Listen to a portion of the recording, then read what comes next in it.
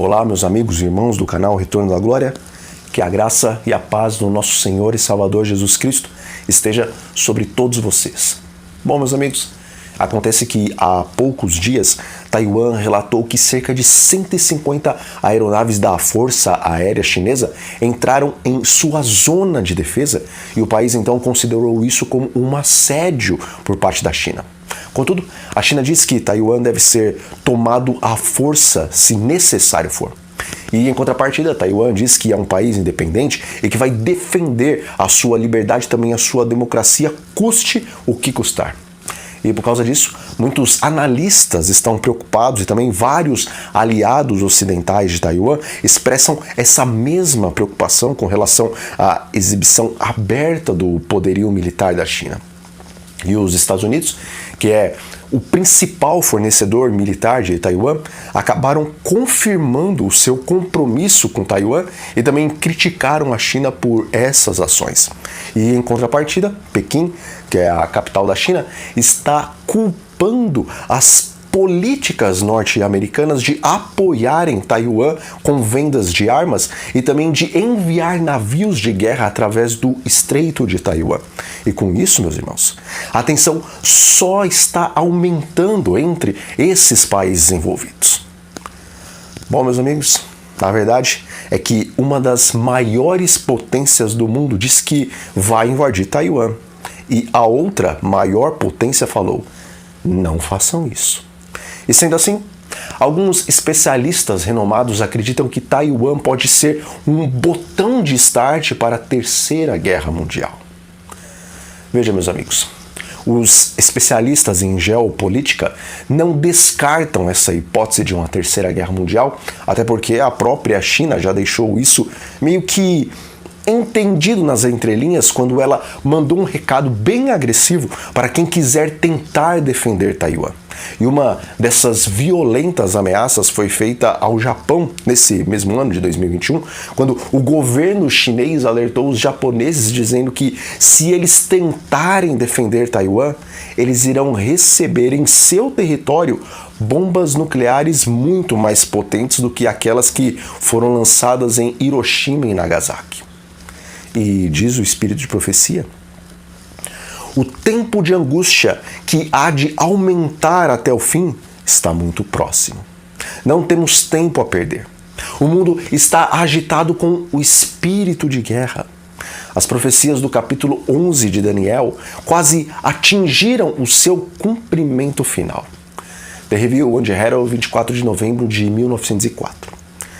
Veja, amigos, embora o espírito de profecia não tenha categoricamente afirmado que haverá uma Terceira Guerra Mundial, até porque Ellen White nem sequer passou pela Primeira Guerra, ainda assim, o Espírito Santo, através da sua profeta, fez um link entre o espírito de guerra dos últimos dias com o tempo de angústia citado no capítulo 12 do profeta Daniel e no capítulo 24 do livro de Mateus.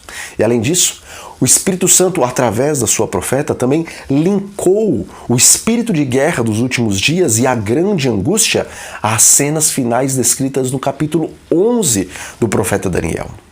Irmãos, quando nós vamos ao capítulo 11 de Daniel, ali nós vemos a saga de conflitos entre o rei do norte e o rei do sul. E conforme a compreensão historicista de interpretar a profecia, vemos que esses conflitos entre o rei do norte e o rei do sul foram conflitos militares e reais durante um extenso período da história do mundo. Contudo, ao chegarmos nos versículos finais do capítulo 11 de Daniel, vemos a seguinte afirmação: no tempo do fim, o rei do sul lutará contra ele, e o rei do norte arremeterá contra ele com carros de guerra, cavaleiros e com muitos navios, e entrará nas suas terras e inundará e passará. Daniel 11, versículo 14.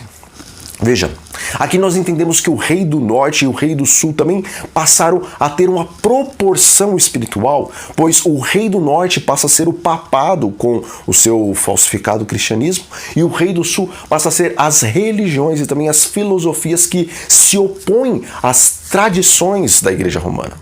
Bom, a verdade é que Roma não possui um exército. Mas, assim como na Idade Média ela se utilizava dos exércitos das principais nações para fazer as suas guerras, da mesma forma, nesses últimos dias a nação norte-americana será a força bélica de Roma.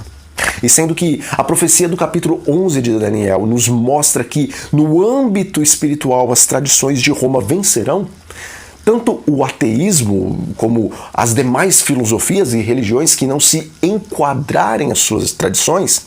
Então, amigos, não podemos descartar por completo a possibilidade de também haver um conflito bélico entre a força militar do Rei do Norte com as forças militares dos países os quais não se curvam às tradições e crenças romanas. Pois, como eu citei no contexto do espírito de profecia, o espírito de guerra, a grande angústia final e as últimas cenas do capítulo 11 de Daniel, as quais apresentam tanto o Rei do Norte como o Rei do Sul, todas essas coisas estão linkadas naquele texto. E diz o espírito de profecia: estamos no limiar da crise dos séculos. Em rápida sucessão, os juízos de Deus se seguirão uns aos outros. Fogo, inundações e terremotos, com guerras e derramamento de sangue. Há perante nós tempos tempestuosos, mas não pronunciemos uma só palavra de incredulidade ou desânimo. Eventos finais, página 12. Bom, meus irmãos, sem dúvida alguma, nós vivemos em um período extremamente solene e interessante. E nós vemos, ao mesmo tempo, grandes movimentações e também acontecimentos no tocante às guerras, clima, saúde, fenômenos naturais e religião. E como pessoas que não são e não estão nas trevas, mas como aqueles que são e que estão na luz, então, não desprezemos esses inúmeros sinais da brevidade da volta de Jesus e nem procrastinemos a nossa preparação para estarmos em pé em defesa da verdade nesses últimos dias e tremendos momentos da história do grande conflito.